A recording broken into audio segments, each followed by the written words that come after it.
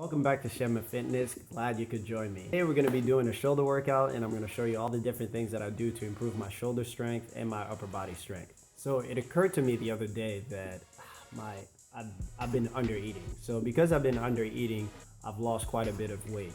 And when you lose some weight, obviously you're going to lose some strength. And one of the particular areas that it got me is my upper body.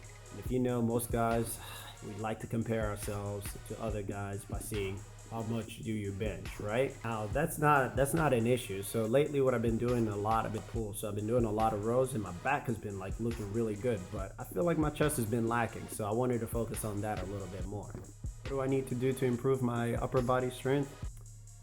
It's not necessarily bench press. I need to put my emphasis on the shoulders. The shoulders are very important. So in that sense, that's why I incorporate the military press. The reason why I incorporate the military press is that it works 4 particular muscle groups.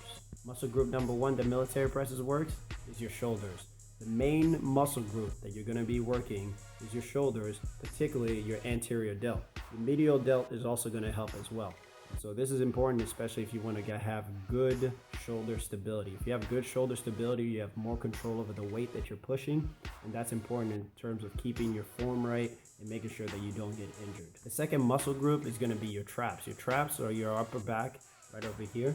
It's going to be important in terms of you doing the entire press as you do the entire lockout. And then it's going to go into the third muscle group, which is your biceps and triceps.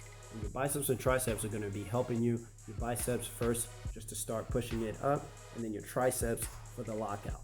That's very important, as you'll see in the video. The fourth and final muscle group that it tends to work is your core. Because you have to stabilize as you're pushing all that weight above your head, your core muscles have to stay intact. You have to keep your core tight so that everything comes down in a controlled, smooth range of motion. The reason why your core needs to be tight is that if you keep your core tight, you're going to keep your form right and you're not going to bend your back, because if you're pressing so much weight above your head, you're going to get a natural inclination to start bending and you're going to start seeing your spine turning. You don't want to do that. That's not very good. So you want to make sure that your form is crisp. If you try to keep your core as tight as possible, that's why you don't want to push with too much weight.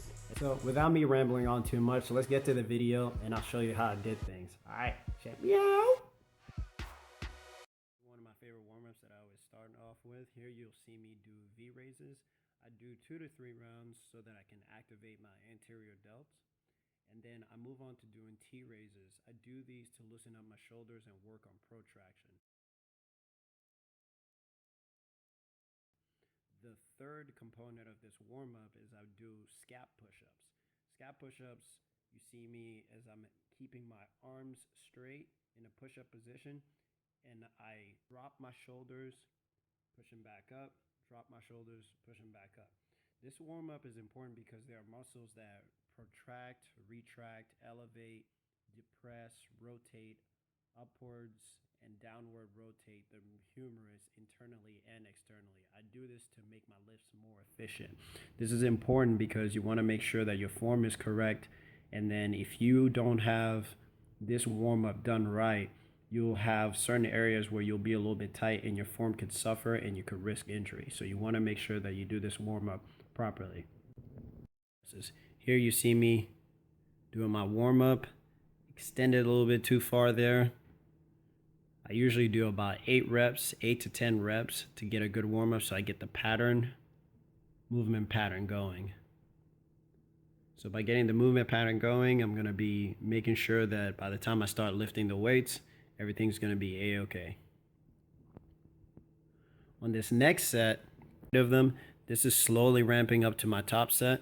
By ramping up to my top set, what I'm doing is I'm slowly getting my central nervous system ready to have to lift, to recruit the muscles at a higher weight. As you can tell there, I'm struggling a little bit more now. The weight's getting a little bit heavier. I need to make sure that I keep in my core tight. You really want to keep your core tight. But at this point, I was really focusing on the lockout perspective of the middle. By the final set here, you see me, I'm struggling quite a bit. My core was depleted and I'm doing 115 pounds. I've done more before, but It's been a while since I've done military presses, so the important thing that I wanted to focus on this time is just to see where my strength was and see where I needed to correct my form. As you can see, the area that I need to work on mostly is tightening my core. In terms of my lockout, I'm okay, but the next exercise, I decided to do some Arnold presses. And as you can tell here, I'm starting to get fatigued just because the military presses had taxed my central nervous system by this point. My core, my shoulders, everything is really feeling it, but you can tell the muscle definition there's, I got a nice good pump out of it. So keep working, press, and I can maybe do 2 more sets of that. So I did 2 sets of 8. And finally, to finish it all off in terms of the pressing motions, I decided to do dumbbell incline bench press so that I really work the anterior delts and also get a nice good chest workout at the same time, because that's what we're doing it for, right? Wanted to get my upper body strength back. Here, doing about 10.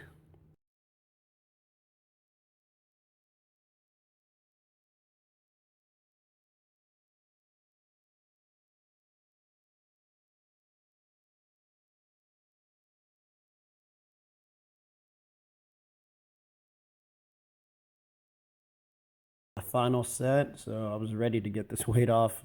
As you can tell, I'm really struggling because my central nervous system, upper body, shoulders, everything is taxed at this point. And then on racking the weight, oh man.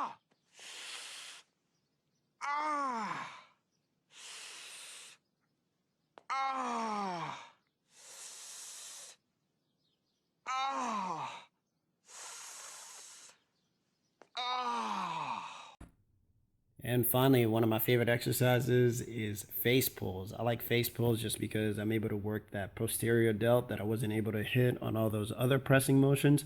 I advise that you add this exercise into your routine because it's very important to create a good balance for your shoulder stability.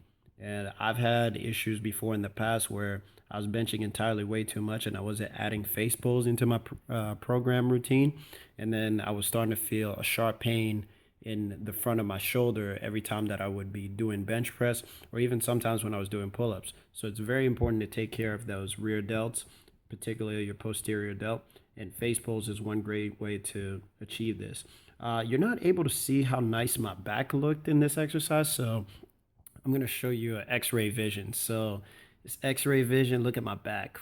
Ooh, look at all those muscles. Look at the rhomboids, the traps, posterior delts, everything going. Lats. These guys. These guys. Oh, they marring though. They marring though.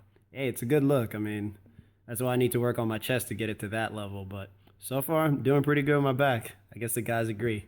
Workout, as you can see that I did a proper warm up so that I could work on all my shoulder muscles. All the shoulder muscles are very important so that you're much more efficient in your lifts. As I explained, it's muscles that work on retracting, protracting, elevating, depressing, protraction, internally rotate the humerus and externally rotate the humerus as well. So that's why I work on that entire warm-up. The other thing you're able to see me struggle through my military presses is one thing that I need to work on. I need to work on my core stability. Like my core stability is very bad on those. I need to make sure that my core is tight so that I don't run myself into an injury. But the good thing is that I was able to get the full press, so I was able to get the full range of motion, because as you develop your military press, what starts to happen is that if you keep stopping just right here and not going all the way that full range of motion, you're gonna start having tightness, and then your range of motion is gonna be diminished, and you don't want that, especially on your other lifts. The other thing that I did is I did Arnold presses. Arnold presses were very helpful in terms of getting more neuromuscular activity going for the day. But what is very interesting though is there is an actual study that I found that I came across recently that shows that standing military press, whether it be dumbbell or barbell, creates more neuromuscular activity on your shoulders. I'll put the link in the description to where you can actually see on PubMed. I did some Arnold presses to assist to that, and then did incline dumbbell bench press. and that was so that I could get my upper chest going and then also still work the shoulders. And then the final thing that I was able to work on was one of my favorite assistive exercises, which is face pulls. And face pulls, again, as I mentioned, it works the rear delts or posterior delts. You want to make sure that you work every part of your shoulders so that you have good shoulder stability and then also good balance. And if you work on the face pulls also, especially if you're somebody that likes to do bench press, it's really going to help to where you keep that balance in terms of push and pull. You really want to have that. I just felt that I could alternate between the two, and so it's just one way that I could really aggressively overload, just tire out my muscles so that I could get more growth, stimulate more growth. So that's why I decided to do those exercises. Now the final thing that I did throw in there was I did some face pulls. Face pulls have been great just because anytime I've ever had any shoulder issues, particularly when I was doing a bench pressing routine and I was just doing entirely way too much pressing and not enough pulls, then I always noticed that if I threw in face pulls into my routine, I had a lot less issues and a lot less pain or discomfort anytime I went back to doing those presses. So it's a very good assistive thing so that you're able to work on the posterior deltoids, and so that's why I would suggest that you incorporate that into your workout. Hopefully you enjoyed that video and you enjoyed the workout. Don't forget to subscribe, and I'll see you next time. Check me out!